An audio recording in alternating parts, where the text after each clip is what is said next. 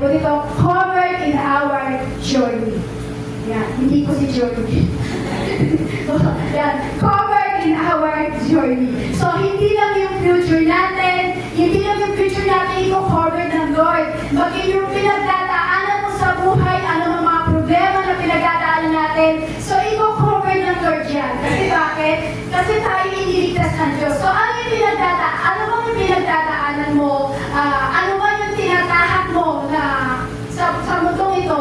Ano ba yung tinatahak mo na problema sa mundo? Pero alam mo kapatid, si Vincent, laging nakamasid sa iyo ang ating Panginoong Hesus Kristo. Amen? Kaya tayo iniingatan ng Diyos. So, lagi siyang nakamasid. So, yung ating kaninang context, sabi po sa Psalm 121 verse 5 to 8, dito po pinapakita na iingatan tayo ng Diyos. Pero sabi po dito, sa Colossians chapter 3, 1 to 3, chapter 3 verse 1 to 3, sabi po dito, since then you have been raised with Christ, set your heart on things above where Christ is, seated at the right hand of God.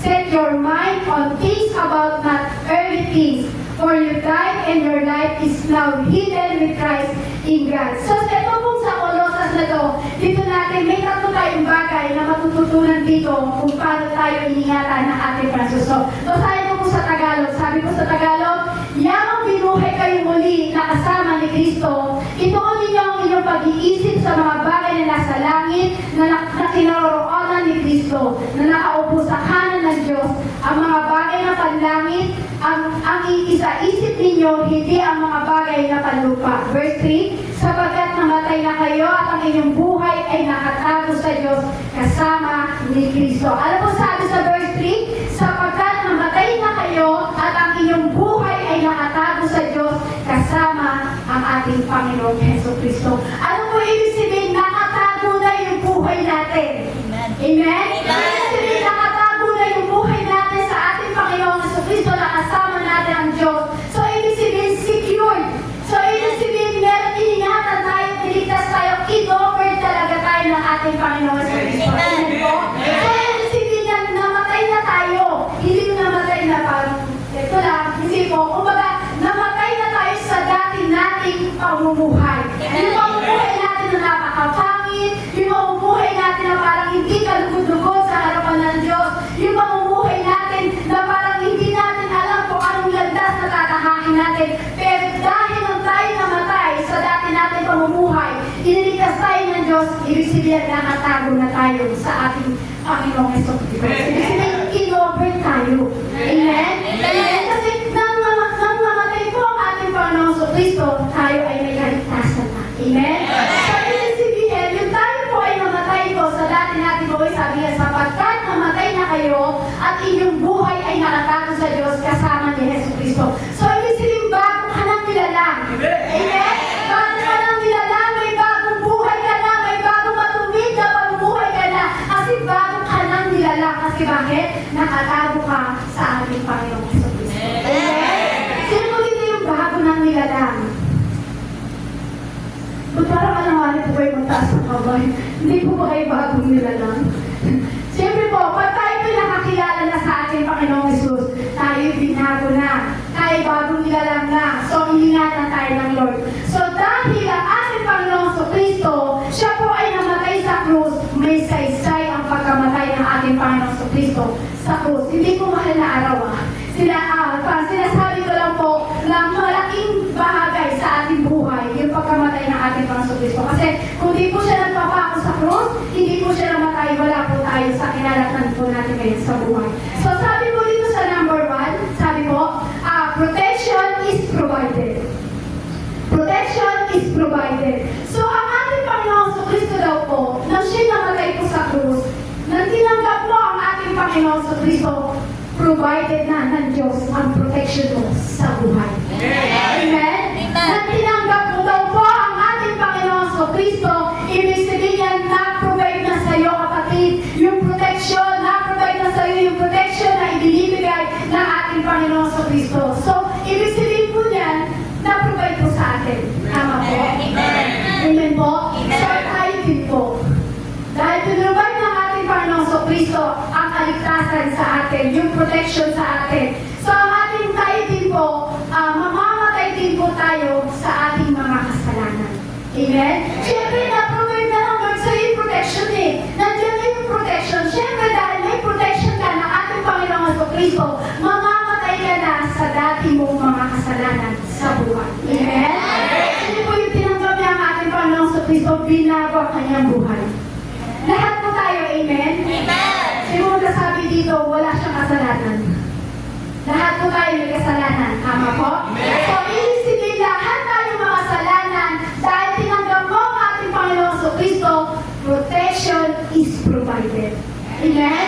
I-provide na ng ating Panginoon. So, minsan, nga lang po, minsan, ang mga tao lang po mismo minsan, akala nila, ang makakapagbigay sa kanila ng protection sa ating buhay, siguro yung kukuha siya ng bodyguard. Siguro tawag doon, kukuha siya ng maraming bodyguard para masabi niya, para may protection ako, hindi ako mapapabayaan. So, akala ng maraming tao, sa mga bagay na yun, akala nila may protection sila. Minsan naman, siguro akala ng mga tao na yung protection nila manggagaling na pag nagpagawa sila ng malaking, armor shield. Ay, shield na yun. Kumbaga kahit ano, hindi papasukan ng virus, hindi po. So, alam niyo po, ang makakapagbigay lang po talaga sa atin ng protection, walang iba kundi ang ating Panginoong Jesucristo. Amen? Amen po. Kasi minsan, sa desisyon natin, akala natin, ang desisyon natin ang makakapagbigay ng protection sa ating buhay. Hindi po. Ang makakapagbigay po niyan, walang iba kundi ang ating Panginoong Jesus. Ang ating Panginoong Jesus ang makakapagbigay ng para protektahan ang buhay po natin. Kasi sabi nga, provided. Na-provide na ng Lord sa'yo. So, ano ikakatakot mo kapatid? Kung na-provide na ng Lord sa'yo, yung protection na nagmumula sa ating Panginoon Jesus. Mayroon po ba? Wala po, diba? So, wala tayo dapat ikatakot po. Kasi minsan, akala po natin, ang paggagalingan, minsan kadalasan na narinig ko sa mga tao, na minsan, ang sinasabi nila, ang protection daw po ng isang tao, minsan nakukuha sa mga diskarte sa buhay. Ano po yung mga diskarte sa buhay? Yung parang, kumbaga, akala mo pag nakadiskarte ka sa buhay, akala mo ay punong-puno ka na ng protection. Paano ba yun? Kasi madalas ko narinig, doon sa mga nakakapwentuhan namin mga nanay, sabi nila, tumama lang ako ng loto. Sabi nila, tumama lang ako ng loto, magpo-provide ko lahat ng pangangailangan ko sa aking buhay. Tumama lang ako ng loto, sabi ko ba, tumataya ka ba ng loto? Sabi niya, hindi. O paano ka mananalo? So alam niyo po, ba't po yun na? Huwag po tayo tataya ng loto. Hindi po yun ang makakapagbigay ng protection po sa atin. So, minsan, akala ng mga tao, sa diskarte po nila, akala nila, mapuprotektahan nila yung buhay nila. Magtatrabaho na magtatrabaho, magpupursige ako, magpupursige, para yung aking pamilya maprotektahan ko. So, wrong po. Walang ibang makakapagbigay ng protection po sa atin, walang po ba?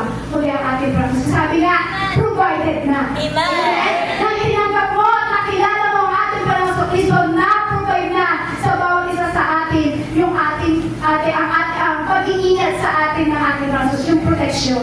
Kasi akala ng iba, mayaman sila, o may limpak-limpak na pera, o baga, sa kanya na yung buong bangko, puro-puro yung pera, yung gold. Akala nila minsan, yung protection ng isang buhay ng tao ay nasa ganung bagay. So, hindi po. Ang protection na nagmumula sa ating Panginoong Jesucristo. Kasi yung pagkamatay ng ating Panginoong Jesus sa krus, doon tayo na-provide ng Lord ang ating pag-iingat sa ating buhay. Amen? Kasi ang Diyos po, siya po'y namatay, inilibing, at muling nabuhay. Bakit po? Para sa iyo yun eh. Para sa atin lahat yun, para tayo ay magkaroon ng protection. Grabe po, no? Grabe po yung kapangyarihan po ng ating Panginoong Jesus. Kasi para magkaroon ka ng protection, grabe po yung kapangyarihan niya para magkaroon ka ng protection. Pero alam niyo po, minsan ang akala po kasi ng tao minsan, sa achieve na ng kanyang buhay, sa sobrang achieve niya, akala niya, yung protection is nandun pa. So, wala po. So, ang protection po walang iba kundi nanggagaling sa ating pagsasabi. Ang protection is provided. Na-provide na ng Lord sa'yo. Naniniwala ka ba na na-provide na ng Diyos sa'yo ang protection? Kung tatanungin ko po kayo, saan mo mas-save yung pera mo? At alam mo, saan mo mas-save yung pera mo? Sa kamay mo o sa bulsa mo? Bulsa. Tama po, sa bulsa. So, kung sa bulsa, saan ba safe? Sa bulsa mo o sa wallet mo? Sa wallet. Kung sa wallet mo, na akala mo doon safe, kung tatanong kita ulit, saan mas safe? Yung ipon mo, sa wallet mo o sa vault? Sa vault. Siyempre kasi may password. Walang pwede makagalaw, walang pwede makabukas. Tama po? Tama po? So, ibig sabihin yan, may password, kaya hindi mabubuksan. Kaya akala mo, yung ipon mo is mas safe dun sa vault. Tama po ba? Pero alam niyo po, sa ating buhay, nang tinanggap mo ang ating Panginoong Jesus, tinanggap natin ang ating Panginoon na siya'y namatay, inilibing, at muling nabuhay. Alam mo ba kapatid, ikaw ay binuhay din. Itinago ka rin ng ating Panginoon dahil sa pagkabuhay ng ating Panginoon sa Kristo, binuhay ka sa dati mong makasalanang pamumuhay. Amen? Yung dating kasalanan mong, yung makasalanang mong buhay, namatay ka doon, so binuhay ka muli ng ating Panginoon sa Kristo para magkaroon ng bagong buhay, bagong proteksyon na ibibigay ng Diyos sa'yo. Bakit? Kasi itinago tayo. Amen?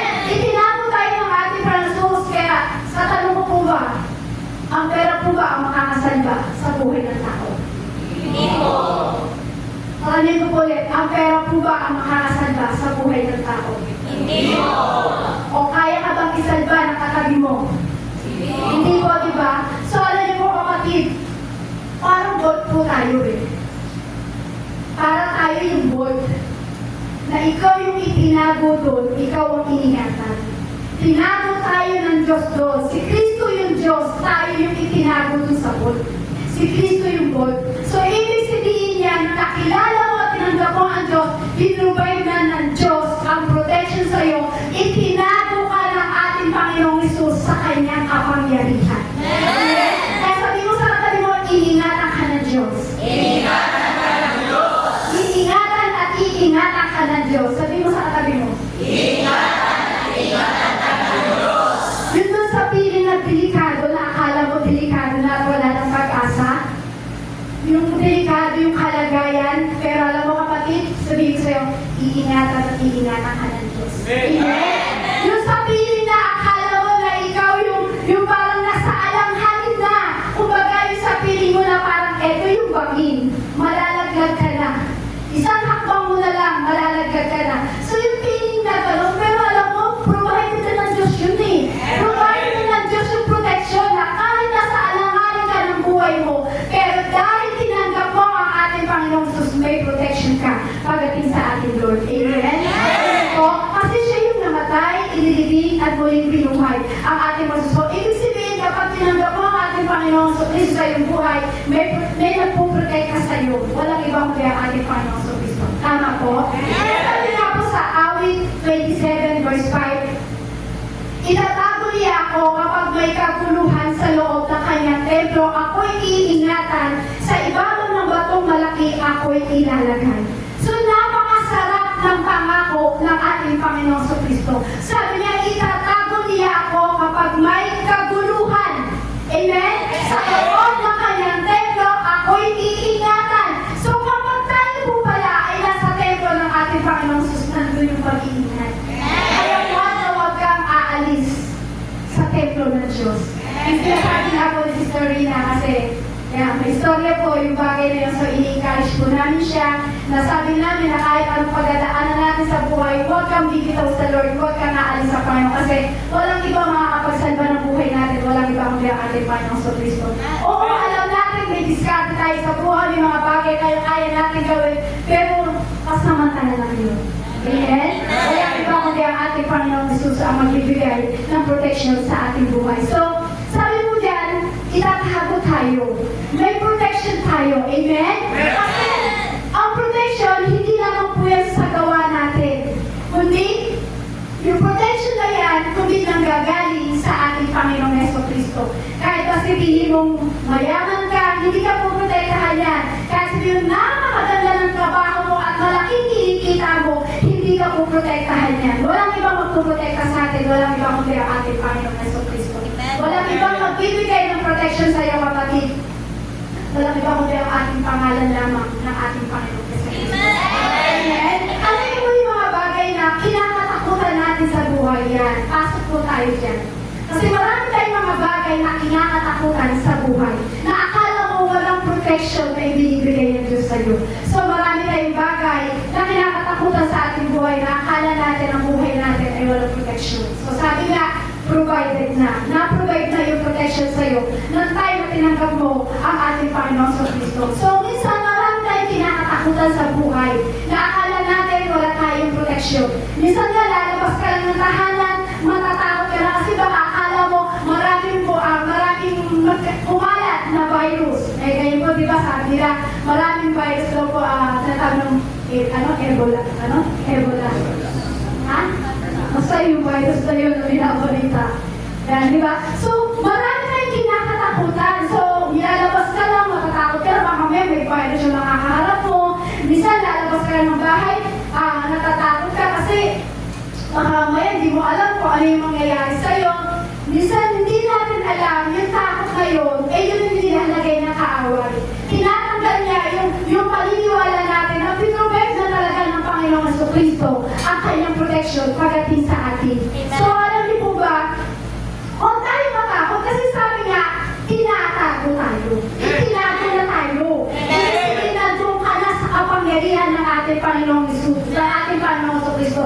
So, ano yung kakatakot natin sa buhay? Marami tayong kinakatakutan. Minsan, mawalan ka lang ng pangsaing, akala mo hindi ka na mabubuhay. Minsan, mawalan ka lang ng pera, akala mo katapusan na ng pamumuhay mo. Di ba marami tayong kinakatakutan sa buhay? Sino po dito natatakot kapag nawawalan ng pera? May natawa sila lahat. Di ba? Yan yung number 1 na kinakatakutan ng tao, yung mawalan ng pera. Ang pera po ba ang nagbibigay sa atin ng protection? Tatanungin ko po ulit, ang pera po ba ang nagbibigay sa atin ng protection? Hindi po. Hindi po, di ba? Pero bakit yun po yung number 1 na kinakatakutan ng tao? Sino magsasabi dito yan yung number 1 na kinakatakutan ng tao? Uy, aminin. Diba? Yan yung isang kinakatakutan ng tao. Wala na akong pera, hindi na ako mabubuhay. Wala nang pag-asa yung buhay ko. Wala nang laman yung wallet ko. Kahit itaktak ko pa, wala nang laman. Pero sabi ng Lord, provided na ang iyong protection. Amen? Amen? Itinago na tayo ng Diyos. Kaya, bakit ka matatakot? Marami sa buhay natin ngayon, marami tayong kinakatakutan. Amen? Takot maputulan ng kuryente. Takot hindi makabayad sa mga kay-duty. Yan, di ba? Marami tayong kinakatakutan.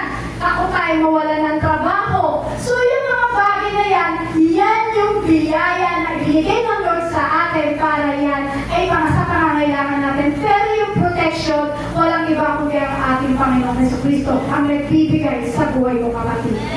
Sabi nga po sa Colossians chapter 3 verse 3, sapagkat namatay na kayo at ang inyong buhay ay nakatago sa Diyos kasama ni Jesucristo. Kasama ni Jesucristo. Kaya bakit ka matatakot? Sabi nga kasama. Sabi niya, sapagkat namatay na kayo at ang inyong buhay ay nakatago sa Diyos kasama ni Kristo. Kasama mo na si Kristo. Siya yung hari ng mga hari. Diyos ng mga Diyos. Kasama ka siya. Amen? Kasama natin ang ating Panginoong Jesus na provide sa atin ng protection. Kaya ang nakakatakot natin, sabi diyan, kasama ni Kristo. Kasama mo na si Kristo. Wala ka nang dapat ikatakot. Lalo na, sabi nga po sa John, chapter 10, verse 27 to 28, sabi po dito, nakikinig sa akin ang aking mga tupa, nakikilala ko sila at sumusunod sila sa akin. Binibigyan ko sila ng buhay na walang hanggan, kailanman hindi sila mapapahamak at hindi sila maaagaw sa akin inuman. So, ibig sabihin sa niya, ang nakikinig sa akin, ang aking mga tupa. Tayo po ba ay mga tupa ng Diyos? Amen? Sabi niya, nakikilala niyo po ba ang inyong tagabigay ng protection sa buhay mo? Amen? Sabi niya, yung sumusunod sila sa akin, sumusunod ka ba kay Kristo? Doon tayo pa tayo. Sabi, nakikinig tayo kay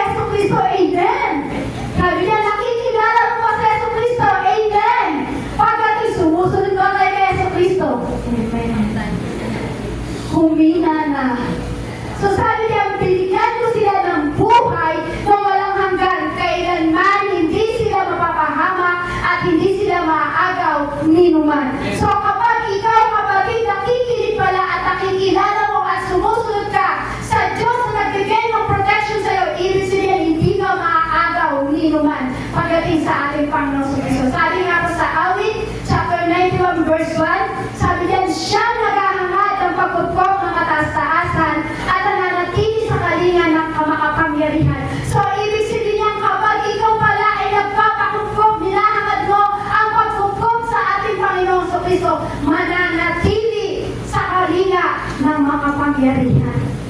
So alam niyo po kapatid, magpakukup lang po tayo sa ating Panginoong Isus. Magpakukup ka lang sa kataas-taasan at mananatili sa ating Panginoong Isus, malalaman mo ang kapangyarihan ng ating Panginoong Kristo. Kasi bakit? Ito po yung bumabalot sa atin.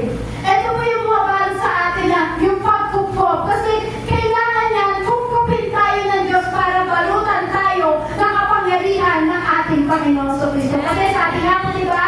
Siya naghahangad ng pagkukup ng mataas-taasan at nananatili sa palinga ng makapangyarihan. So kapatid, kailangan hangarin po natin yan. Kailangan maghangad tayo ng pagkukup tayo kasi yung pagkukup ng ating Panginoong Isus, yan ang babalot sa atin para tayo ay magkaroon ng protection sa ating buhay.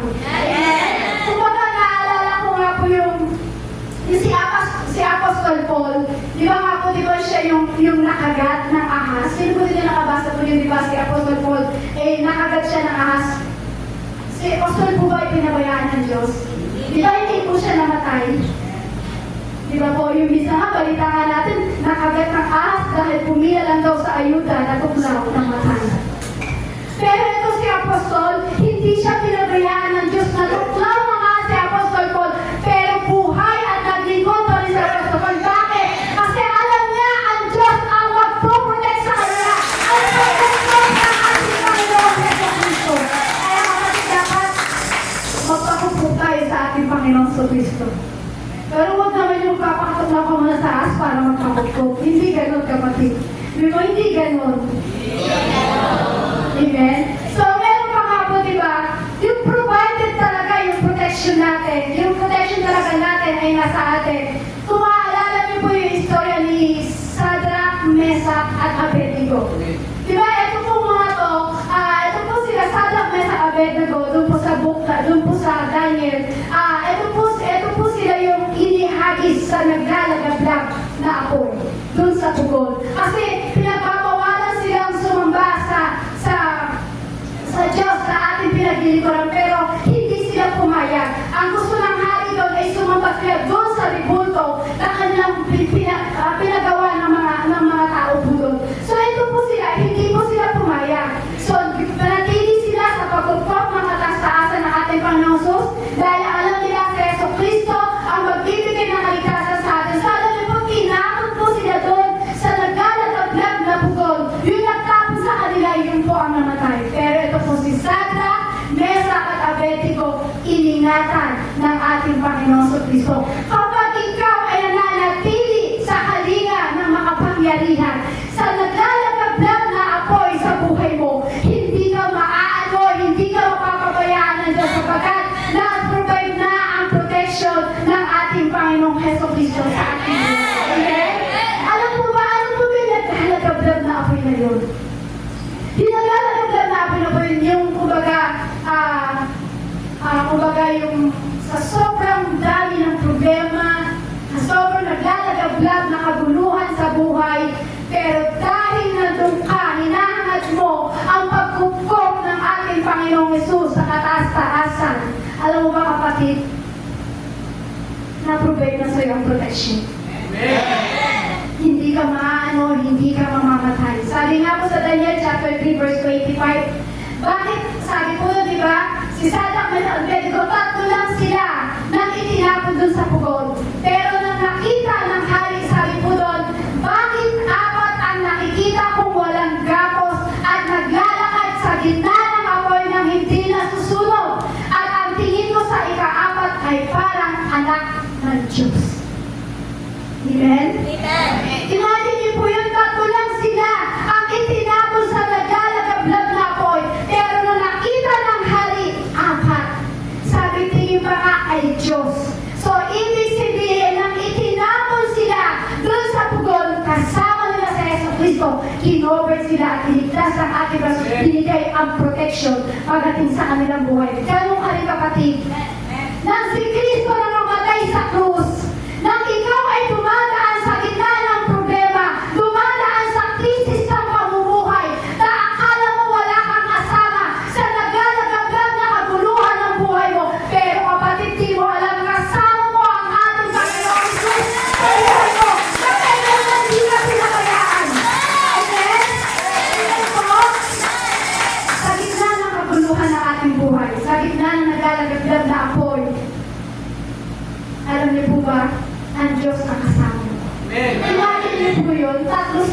na ako sa pugon, pero bakit kasama daw ay apat? Ba't apat sila doon? So, ibig sabihin kapatid, kapag ikaw ay hinahad mo ang pagpupok ng kataas-taasan, nandun yung protection provided na ng ating Panginoong Kristo. Amen? Kahit ano po nagbabagang problema yan, nagbabagang kabuluhan sa buhay, kahit ano pa yan, pero kapag ikaw ay hinahad mo ang pagpupok ng kataas-taasan at mananatili sa kalinga niyang makapangyarihan, maliligtas ka. Amen? Nandun na yung protection sa iyo, kapatid. Hindi ka na mapapabayaan. Amen? Meron po ba dito pinabayaan ng Diyos? Sino po dito yung dumaan sa sobrang naglalagablag na kaguluhan sa buhay? Amen? Pinabayaan po ba kayo ng Diyos? Di ba? Nakatayo ka pa rin? Naglalakad ka pa rin? Kumakain ka pa rin? May pera ka pa rin? Amen?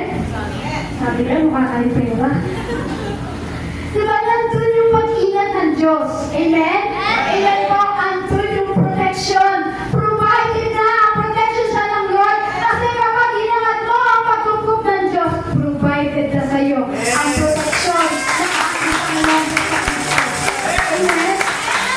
Grabe po, Lord. Grabe po ang protection ng Lord. Sino po dito yung masasabi na grabe yung protection ng Diyos? Amen? Kasi alam niyo po, kailangan po tayo protektahan ng Diyos sa gawa ng kaaway. Amen? Kailangan po tayo protektahan kasi ang kaaway talagang pipilitin kanyang maialis at maitanggal ka sa pag-ibig ng Diyos. So, kailangan tayo protektahan ng Diyos. Alam niyo po ang buhay po natin? Ang buhay natin ay parang ulam sa lamesa. Sabi na, nagugutom na yata si sister.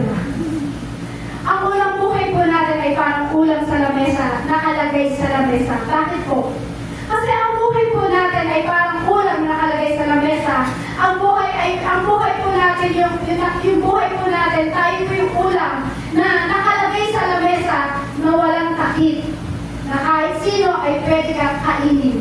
Na kahit sino, yung pwede kang kainin ng pusa. So sabi niya, sister, gugutom yata. Ulitin ko po. Kasi po, kapag tayo hindi pinotektahan ng Diyos, eh yung kaaway, eh talagang pipilitin tayo umalis sa Diyos. Amen? So, kaya tayo pinoprotektahan ng Diyos sa gawa ng kaaway kasi ang buhay mo, kapatid, ay parang ulam sa lamesa na handang pwedeng kainin ng pusa. Paano po ba yun, sister? Paano po ba, bakit yung buhay natin ay parang ulam sa lamesa? Kasi alam mo, kapatid, ang buhay natin, kung maaalala mo, kailangan maaalala mo, may nagpo-cover sa atin. Walang iba kundi ang ating Panginoong Jesucristo. Amen? So alam niyo po ba, ang buhay natin ay parang tayo nasa lamesa. Na kapag walang nag-cover, walang takip, kaya-kaya kang pwede kainin ng pusa. Sino din yung mga alagang pusa? Lagi po ba kayo kinakainin ng pagkain sa lamesa?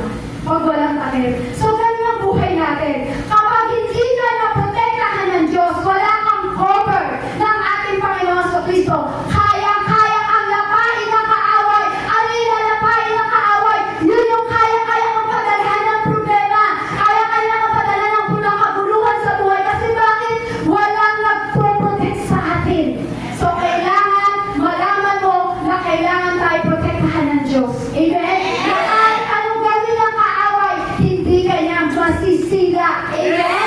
Amen? Hindi kanya hindi kanya mahuhulog sa patibong. Amen po? So, alam niyo po, provided po ng ating Panginoon Jesus ang ating protection po. So, alam niyo po, dapat sa buhay po natin, matanggap po natin ang ating Panginoon Jesus talaga ang nagbibigay ng protection sa ating buhay.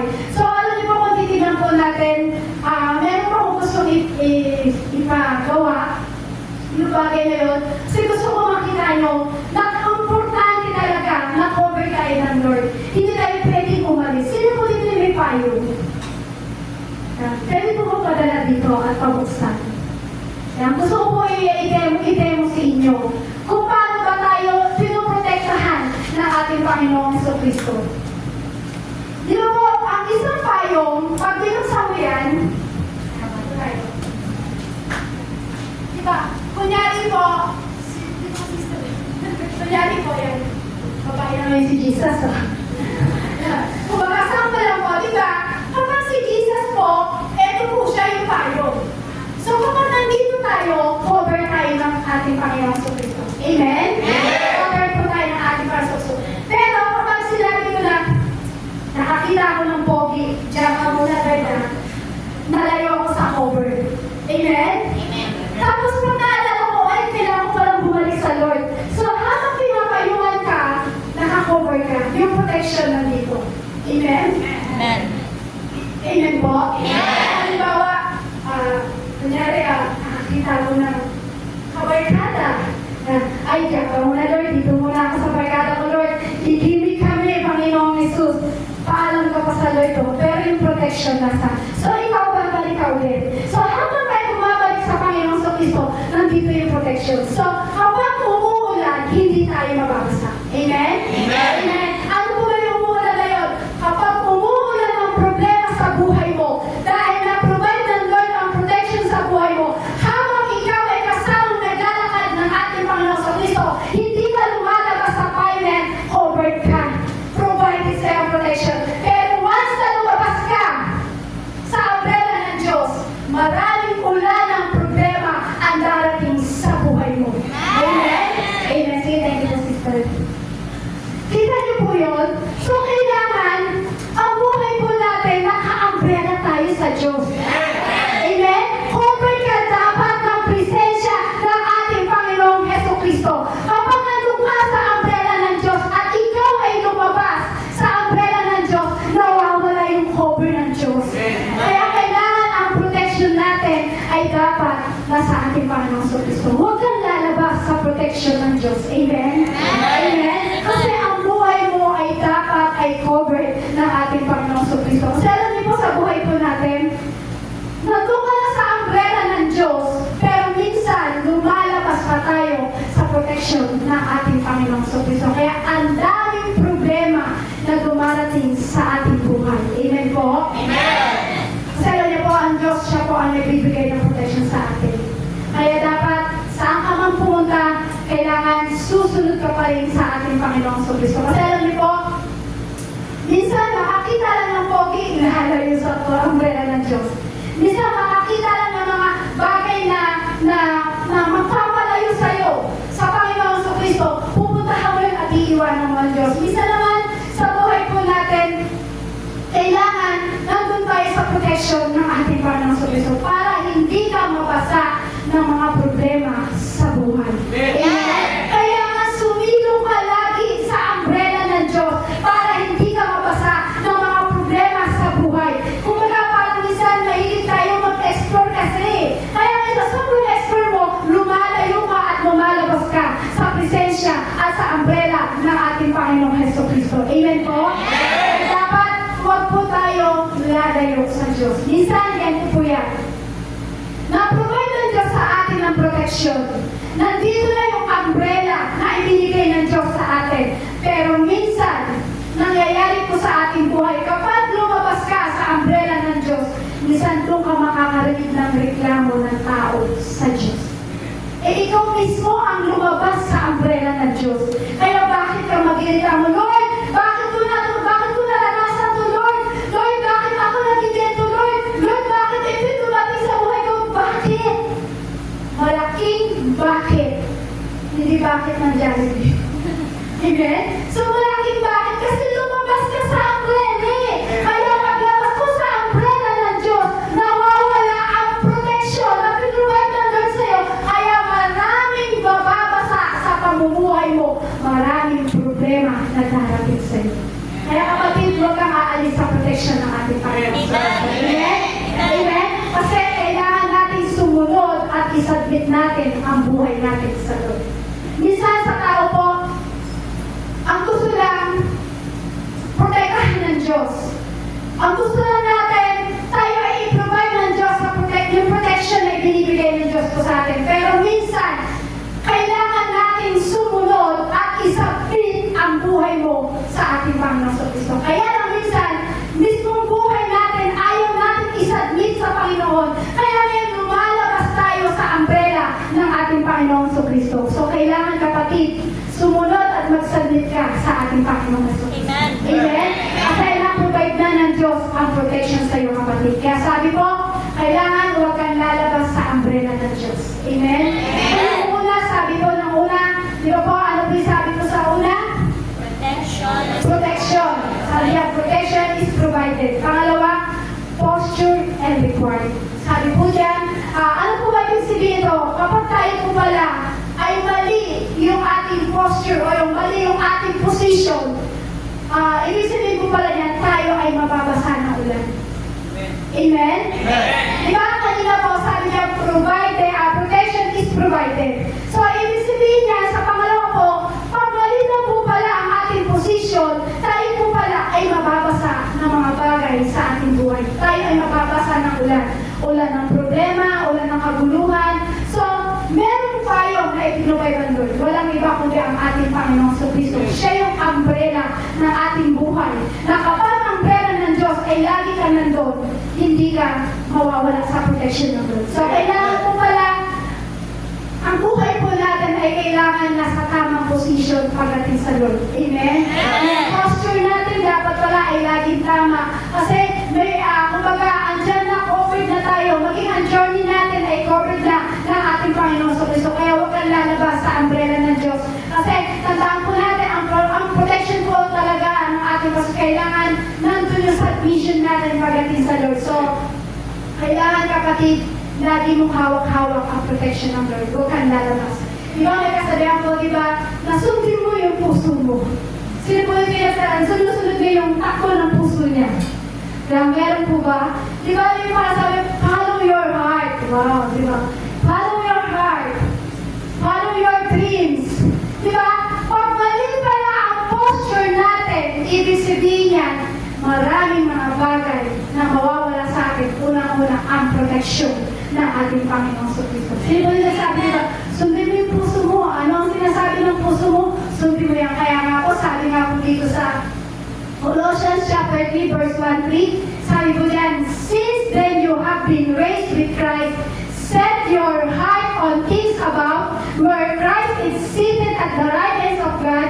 Set your mind on things above, not on earthly things.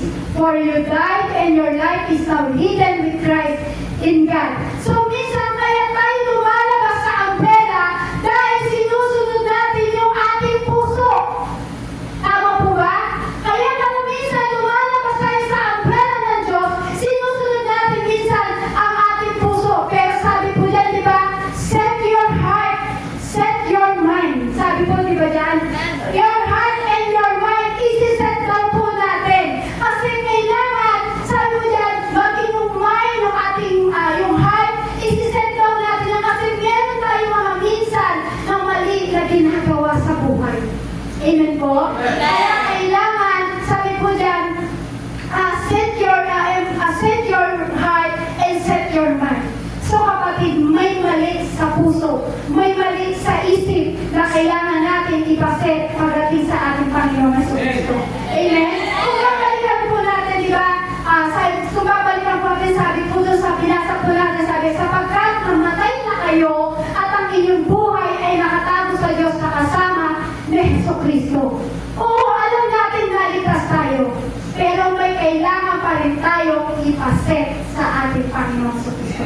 Ulitin ko po, yes, alam na alam natin, niligtas tayo ng Diyos.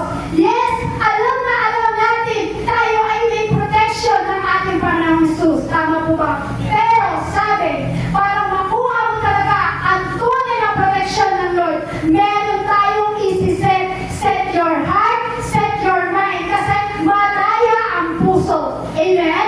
Madaya ang puso, kaya kailangan i-position mo ang sarili mo pagdating sa harapan ng ating Panginoon Jesus para i-cover natin yung ating buhay pagdating sa Panginoon. Dapat i-set po natin yun. Marami po kasi sa atin na Lord, bakit ko naranasan to? Lord, bakit gano'n? Bakit hindi ko? Bakit, Lord, bakit ganito, Lord? Hindi na ako maniniwala sa iyo, Lord, kasi bakit ko naranasan to? Sabi nga, covered ka rin. Amen? Sabi yung journey mo, covered na ng Diyos eh. Amen? So, bakit? Kasi lumabas ka sa umbrella ng Diyos. Kaya hindi ka magkaroon ng tamang position sa harapan ng ating Panginoon sa Kristo. So, kailangan may isip. Amen? Kailangan may isip kasi mali yung puso. Alam niyo po ba kapatid? Ang puso ang pinakamagandang regalo ng Diyos sa buhay ng isang tao.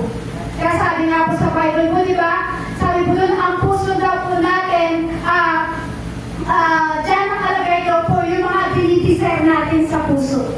So, kailangan na po ang puso natin, iset natin sa tamang position sa harapan ng Diyos. Kasi nga po, kapag tayo lumabas sa ambera ng Diyos, wala po yan. Mawawala lahat yung over kasi mali na po. Amen? Kasi ang puso natin, ito po ay mandaraya. Pero alam niyo po kapatid, napakabuti po ng ating Panginoon kasi hindi tayo ginawang robot. O huwag mo titignan yung katabi mo, hindi robot yan. Huwag mo titignan yung katabi mo, hindi robot yan. Likha ng Diyos yan. Amen? So, may puso yan. Amen? Tingnan mo yung kapatid mo. May puso ba yan o robot? So, napakabuti ng Diyos, hindi tayo ginawang robot. Bakit? Kasi meron kang puso na ibinigay ng Diyos na kailangan mong isip para sa harapan ng Diyos. Amen? Kasi ang puso ang pinakamadaya sa buhay ng isang tao. Na kailangan natin ipaset. Kasi ang robot walang puso. Pero ikaw meron kang puso. Meron kang malaking puso sa harapan ng ating Panginoong Hesus. Amen? Naalala niyo po si King David? Si King David, siya po inanoy. Siya po pinahiran na langis. Pero bakit si King David nagkasala? Bakit si King David ay nagkaroon ng suffer sa kanyang buhay? Pero bakit mo rin po tinawag si King David na a man after God's own heart? Amen? Kasi ito po si David, kasi alam niya na dahil siya ng kanyang puso. Nasunod niya yung kanyang puso. Pero yung time na nakakilala siya ng todo sa Panginoon, yung time na nakita niya na kailangan niyang ipaset ang puso niya sa harapan ng Diyos, ano ang kanyang kasalanan, ano ang suffering na kanyang naranasan. Ito po yung nagpakubaba ng todo si David. Ano po yung ginawa ni King David? Pinaset niya ang puso niya at ang isip niya pagdating sa ating Panginoong Jesucristo. Kaya kailangan kapatid, para hindi mawala ang protection ng Lord sa iyo, may kailangan kang ipaset sa Lord. Ipaset mo yung puso mo mandaraya. Ipaset mo sa Panginoon ang puso mo magulo. Ang puso mo na hindi mo maintindihan kung ano ang tinitibok-tibok nito. Kapag yan ay pinaset mo sa Lord, ilalagay ka sa maayos sa posisyon ng ating Panginoong Jesucristo. Amen? So, kailangan ang puso natin ay gawin sa harapan ng Diyos. Kailangan natin ipaset kasi ang puso ng tao ay mandaraya.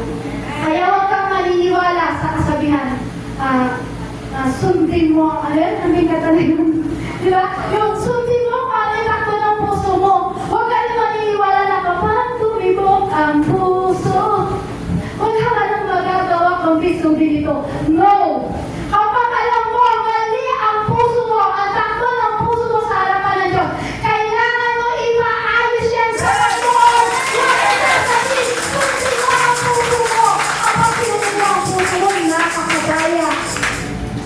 Huwag nga kayo sabihin ng tayo, di ba? Sino po yung nakakaalala ng kanta na yun? Yung kapag tumibok ang puso, sabi wala ka nang magagawa, kundi sundin ito. Huwag naman. Kasi mamaya itinitibok niyan mali. Susundin mo. Kaya kailangan natin ipaset ang puso natin pagdating sa Panginoon. Sabi nga po sa Jeremiah chapter 17 verse 9, sino ang makakaunawa sa puso ng tao? Ito'y mandaraya at walang katulad, wala nang lunas ang kanyang kabuluhan. So wala pong ibang makakalunas po ng ating kabuluhan ng ating puso. Walang iba kundi ang ating Panginoon Jesucristo. Amen? Amen po? At yan, sino ang makakaunawa sa puso ng tao? Ikaw ba mauunawaan mo ba ang laman ng puso ng katabi mo?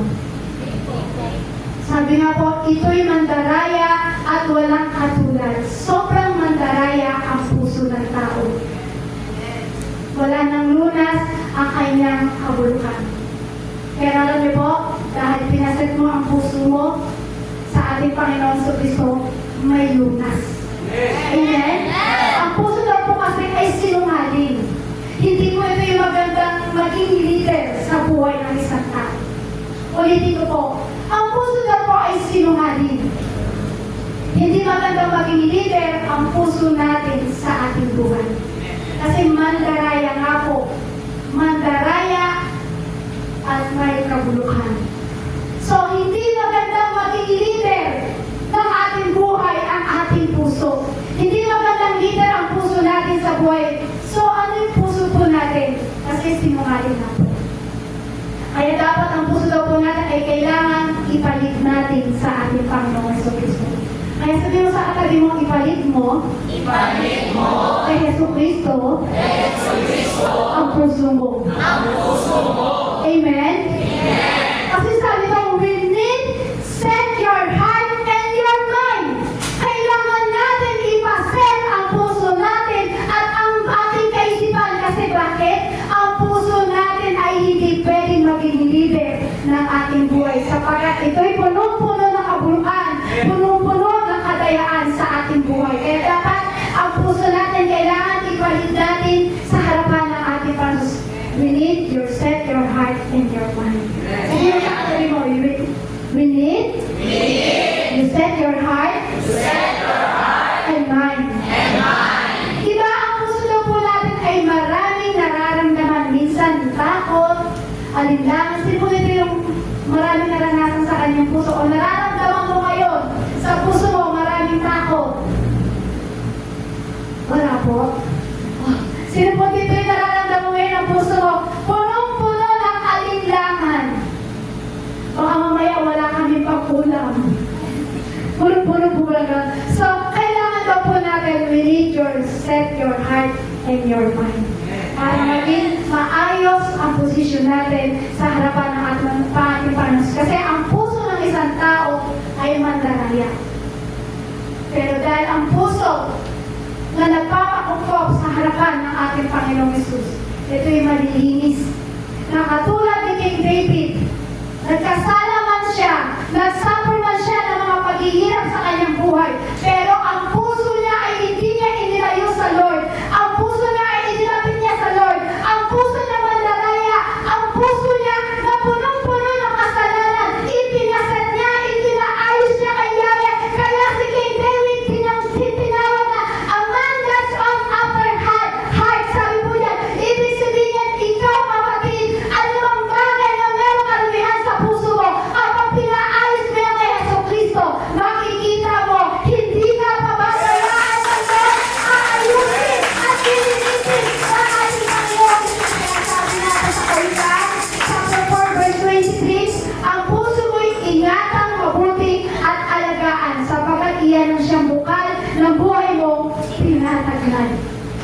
Ulitin ko po, ang puso mo'y ingatang mabuti at alagaan. Bakit? Kasi ang puso natin, sabi ko nga po, is mandaraya. Kaya kailangan mong ingatan ang ating puso at alagaan. Pagkat iyan ang siyang bukal ng buhay mong pinatagyan. Kapag maayos ang puso mo sa harapan ng Diyos, bukal ng buhay mong pinatagyan. Amen? Tatagay mo ang buhay na walang hanggan pagdating sa harapan ng ating Panginoong Hesus. Amen? Huwag mo sasabihin na hate your heart. Huwag mo sabihin ayoko sa puso ko kasi hindi ko ito inaalagaan, hindi ko ito iniingatan. Huwag ganun. Kasi ibinigay sa'yo ng Diyos yan para ingatan mo at alagaan mo. Kasi dyan sa puso mo, dyan uupo at maninirahan ang ating Panginoon sa Kristo. Kapatid, sabi dyan, ang puso mo'y ingatan, mabuti at alagaan sapagkat iyan ang siyang bukal ng buhay mo tinatagay. Bakit? Kasi ang puso natin, ito ang pinaka-templo ng Diyos. Ito ang titirhan ng Diyos. Dito siya uupo kapag si Kristo ang nakaupo sa puso mo, kapatid. Hindi ka madadaya na kaaway. Amen? Kaya kailangan ng puso ay nalinis para ang puso natin ay maayos sa harapan ng Diyos. At doon mo makikita ang Diyos ang maninirahan sa puso mo. At doon mo makukuha ang provided protection ng ating Panginoong Jesucristo. Amen? Amen? Kasi may mga bagay-bagay tayo na pinapasok sa ating puso eh. Minsan bitterness, minsan hindi magandang pag-iisip, minsan sa puso puso natin, yung mga bagay tayo natin ipinapasok. So, dapat wag po gano'n, alisin po natin yan. Para ang puso natin ay maging maayos sa harapan ng Diyos. Kasi, ang puso po natin kailangan talaga maging iset po natin to sa Lord. Kasi kailangan maging maayos ang puso natin para sa Lord. Sabi nga po sa Roma chapter 12, verse 2, huwag kayong makiayon sa takbo ng mundo ito. Kaya sabi nga po, ang puso mo ay ingatan at huwag madaya. Kasi sabi nga po, ang mundo daw po natin, sabi niya, huwag kayong makiayon sa takbo ng mundo ito. Sa halip, hayaan ninyong baguhin ng Diyos ang inyong pag-iisip upang maunawaan ninyo ang kanyang kalooban. Sa gayon, magagawa ninyo kung ano ang mabuti, kalugod-dugot at ganap na kalooban ng Diyos. Kaya pinaiingatan ng Diyos ang ating puso at pinapaalagaan. Kasi sabi diyan, ang pinakalimay sa Roma chapter 2 verse 2, huwag kayong makiayon sa takbo ng mundong ito. Kasi bakit? Maraming mandaraya at mandadaya sa mundong ito. Kaya sabi ng Lord, ang puso natin, ipaset po natin sa Kanya. Huwag natin hayaan na ito ay madaya ng kaaway. Kasi ang mundo natin ay punong-puno ng kadayaan. Kaya sabi ng Lord, ang puso mo, ingatan mo at halagaan. Amen? Sabi nga po sa 1 Corintios chapter 10, verse 5, ginagapin namin ang lahat ng pagmamataas laban sa kasalanan, sa kaalaman tungkol sa Diyos. Ulitin ko po, ginagapin namin ang lahat ng pagmamataas laban sa kaalaman tungkol sa Diyos at binibihag namin ang lahat ng isipan upang matutong sumunod kay Kristo. So, ibig sabihin pala kapatid, yung puso pala natin ay pinakaset natin sa harapan ng Diyos at pinapaingatan at pinapaalagaan. Kasi bakit? Kasi sabi po dyan, ginagabi daw po ng ating Panginoon Kristo yung ipagmamataas sa kaalaman tungkol sa Diyos at binibihag namin ang lahat ng isipan upang matuto kay Yesu Kristo. So, ibig sabihin pa mga kapatid, ang gusto ng Diyos sa atin ay bihagin tayo para tayo ay matutong sumunod kay Yesu Kristo. Amen? Ano daw po yung binibihag sa atin? Ano daw po yung binibihag? Ano daw po ba yun? Yung matuto tayong sumunod. Yung isipan na matutong sumunod kay Yesu Kristo. Ito pala yung binibihag sa atin. Yung matutong sumunod kay Yesu Kristo. Kasi sa panahon po ngayon, marami nang hindi marunong sumunod sa Diyos. Amen? Amen. Marami na yung nang-reject sa ating Panginoong Kristo. Kung meron ka napipit sa puso mo at sa isip mo na mga bagay na hindi maganda, i-review mo yan kapatid. Kasi bakit? Sabi nga, pinipihag ang matutong sumunod sa Diyos.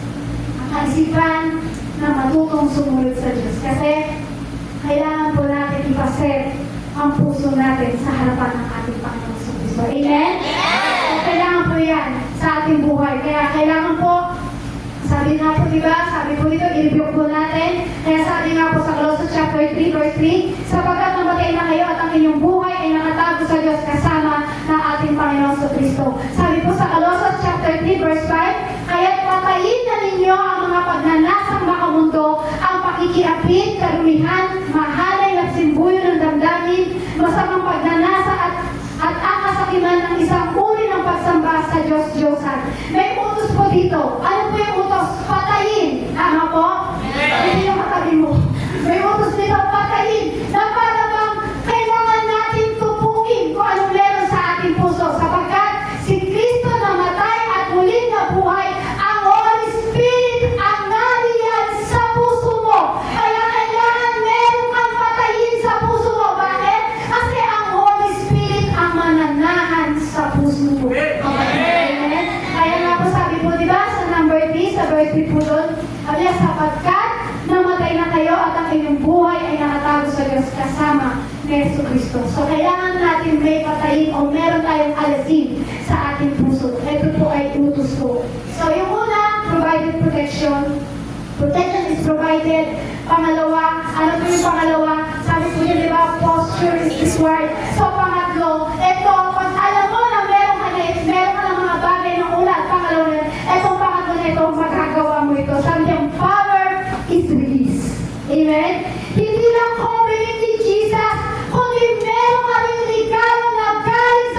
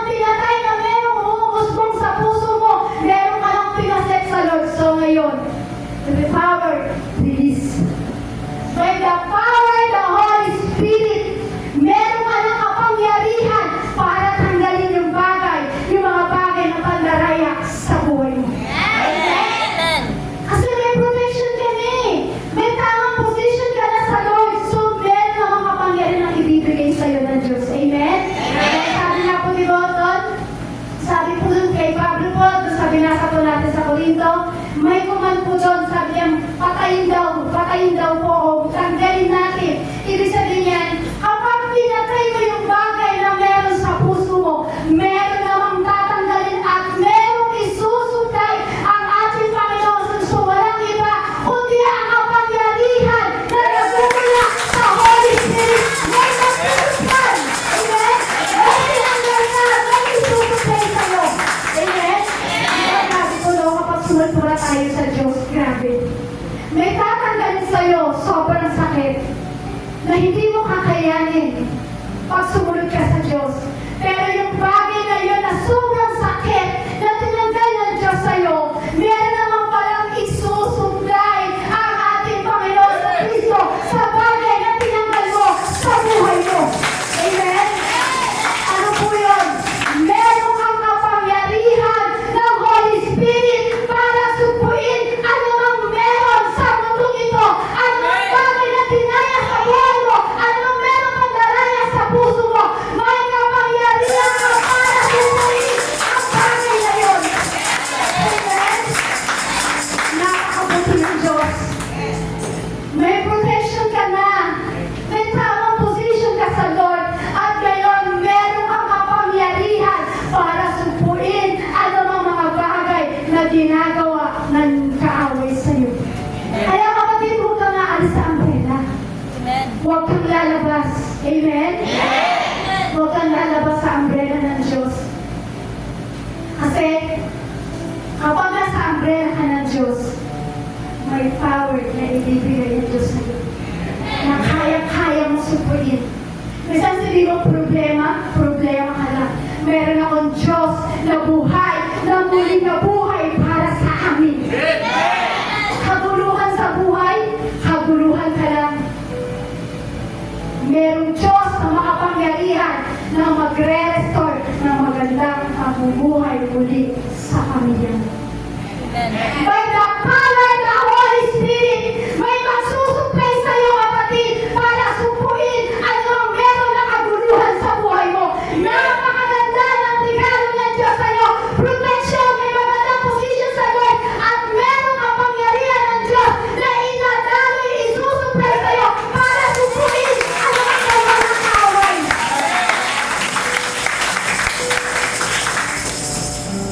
Kaya naman kapatid, huwag mong sasabihin, wala kang Holy Spirit, meron ka kapatid. Kapag pinaset mo ang heart mo, pinaset mo ang mind mo, may Holy Spirit na magsusupply sa iyo. Kaya huwag mong sasabihin na wala ka nito. May Holy Spirit na kayang supuin ang mga merong bagay sa buhay mo. Amen? Set your heart, set your mind. Kapag pinaset mo ang puso mo, ipinaset mo ang mind mo, may power na i-release ang Diyos sa iyo. Kaya sabi nga po sa Galatia chapter 5 verse 16, sinabi ko sa inyo, mamuhay kayo ayon sa Espiritu at hindi niyo ipagbibigyan ang mga pagnanasa ng laman.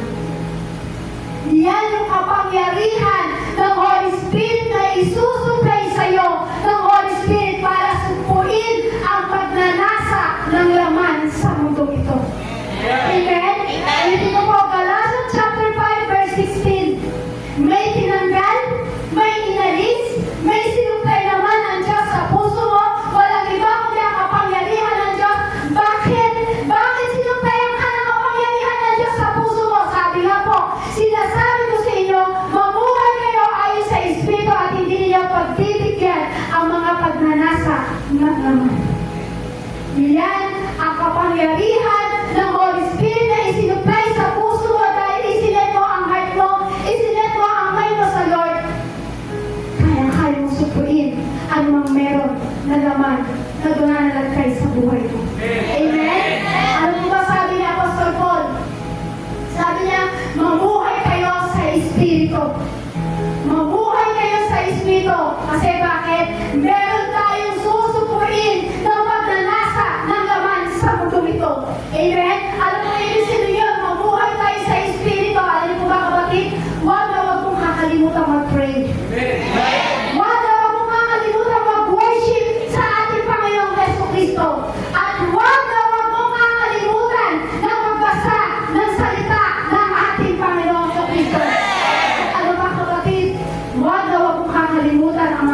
na yan. Enjoy kasi. Enjoy mo yung Holy Spirit.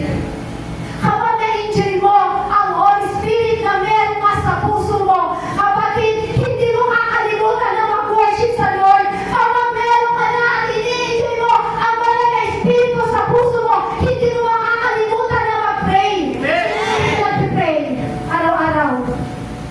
Taas po ang kamay. Sino po nag-pray dito araw-araw? Gabi-gabi. Oras-oras. Minuto-minuto. Araw-araw lang. Amen? Kapag may Holy Spirit po tayo, huwag po natin ito kalimutan. Amen? I-enjoy mo yung Holy Spirit na ibinigay ng Diyos sa'yo. Kasi sabi po sa Galatians chapter 5 verse 22, subalit ang bunga ng Espiritu ay pag-ibig, kagalakan, kapayapaan, pagtatyaga, kabaitan, kabutihan, katapatan. Ano daw po? Ang bunga ng Holy Spirit na ibinigay ng Diyos sa puso mo, sabi po dito, pag-ibig. Kapag may Holy Spirit ka, grabe ang pag-ibig mo. Ano po? Kagalakan. Kapag may Holy Spirit ka, sa puso mo, kapatid, punong-puno ka ng kagalakan.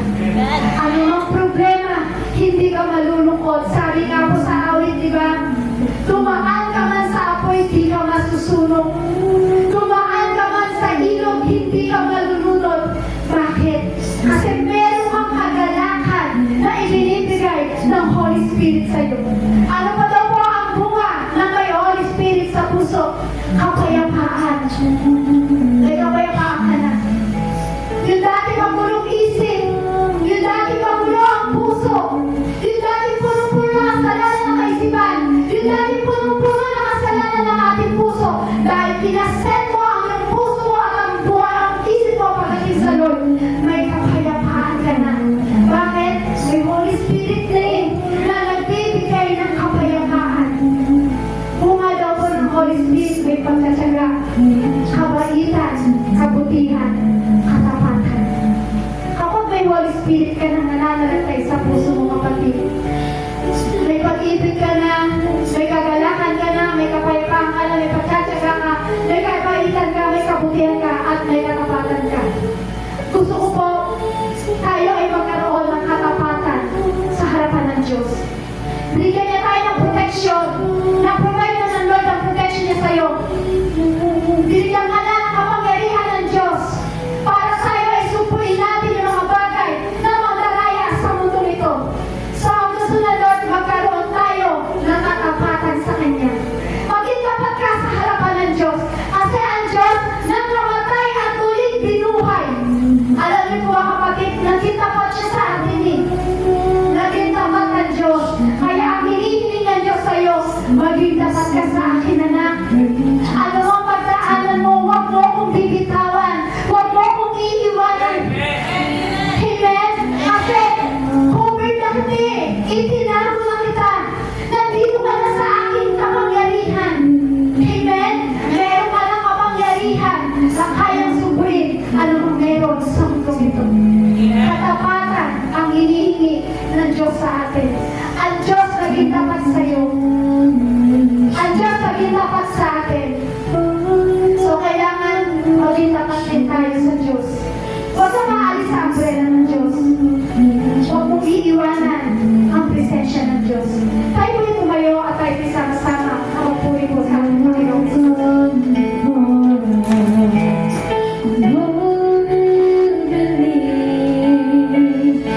Sing the song of ages to the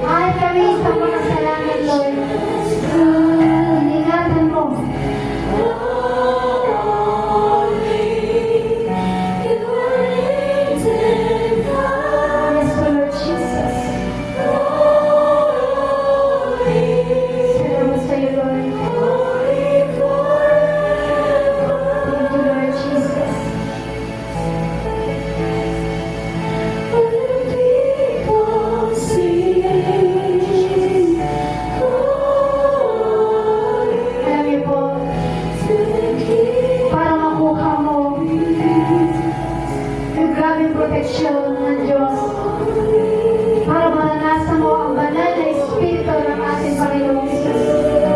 Maranasan mo yung Holy Spirit sa puso mo. Ano mang merong karumihan sa puso mo. Ano mang merong kadayaan sa puso at isipan mo. Di ba ayos mo yan sa Lord? Lahat tayo nagkasala. Lahat tayo ay hindi kalugod-lugod sa harapan ng Diyos.